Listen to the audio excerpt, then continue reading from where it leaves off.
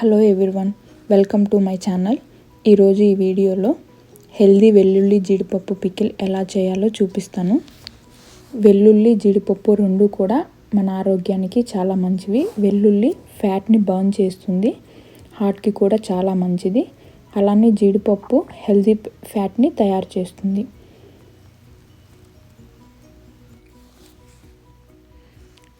ముందుగా స్టవ్ వెలిగించి ప్యాన్ పెట్టుకొని దానిలో 1 కప్పు ఆయిల్ వేసుకోవాలి. ఆయిల్ హీట్ అయ్యాక పొట్టు తీసి పెట్టుకున్న వెల్లుల్లిని మనం ఏ కప్పుతో అయితే ఆయిల్ తీసుకున్నామో అదే కప్పుతో వెల్లుల్లి అండ్ జీడిపప్పు రెండు ఒకే క్వాంటిటీలో తీసుకోవాలి.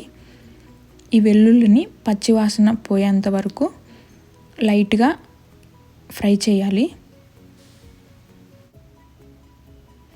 మరీ ఎక్కువగా కూడా వెల్లుల్లిని వేయించకూడదు.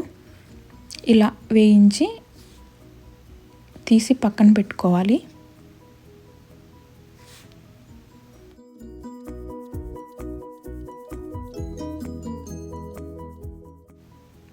ఇప్పుడు అదే ఆయిల్లో 1 కప్ జీడిపప్పుని బద్దగా చేసుకొని జీడిపప్పుని కూడా గోల్డెన్ బ్రౌన్ వచ్చేంత వరకు ఫ్రై చేసుకోవాలి.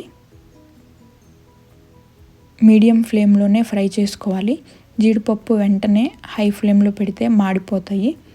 అందువల్ల మీడియం ఫ్లేమ్లోనే జీడిపప్పుని ఈ విధంగా వేయించి ఇవి కూడా తీసి పక్కన పెట్టుకోవాలి.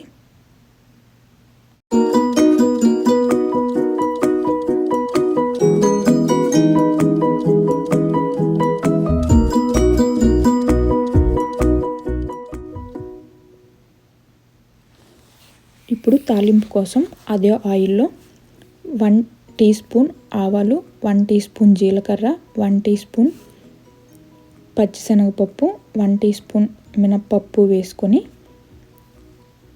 ఒక ఎండుమిర్చి ముక్కలు చేసుకొని వేసుకోవాలి. ఇది ఫ్రై అయ్యాక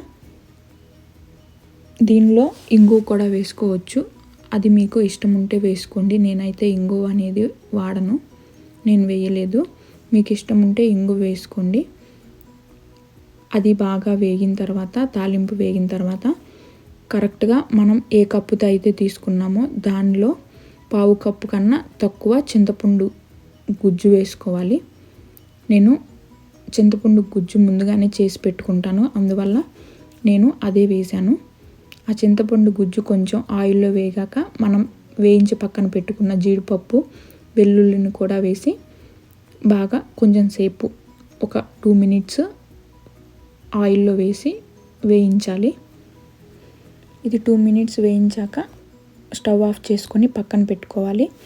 ఇప్పుడు వేరొక ప్యాన్లో 1 టీ స్పూన్ మెంతులు, 2 టీ స్పూన్స్ ఆవాలు వేసుకొని డ్రై రోస్ట్ చేసుకోవాలి. ఇలా చిటపటలాడిన తర్వాత స్టవ్ ఆఫ్ చేసుకొని ఇది చల్లారిన తర్వాత మెత్తని పౌడర్లా చేసి ఇప్పుడు మనం తాలింపు పెట్టుకొని ఉంచాం కదా, దానిలో 2 టీ స్పూన్స్ ఈ పౌడర్ వేసుకోవాలి.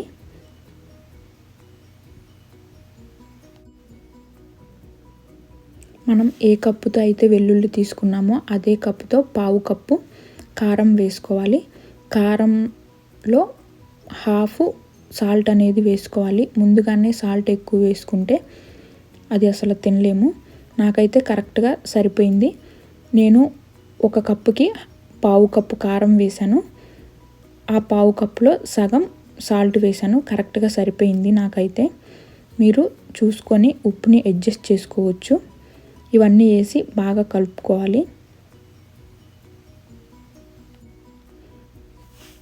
బాగా కలుపుకొని గాజు సీసాలో స్టోర్ చేసుకుంటే 1 మంత్ వరకు నిల్వ ఉంటుంది. ఇది అదే రోజు తినడం కన్నా 3 డేస్ ఆగి తింటే ఆ ముక్కలకి ఆ చింతపండు గుజ్జు ఉప్పు కారం పట్టి టేస్ట్ బాగుంటుంది. ఈ పికిల్ మీరు కూడా తయారు చేసుకొని ఎలా ఉందో నాకు కామెంట్లో తెలియజేయండి.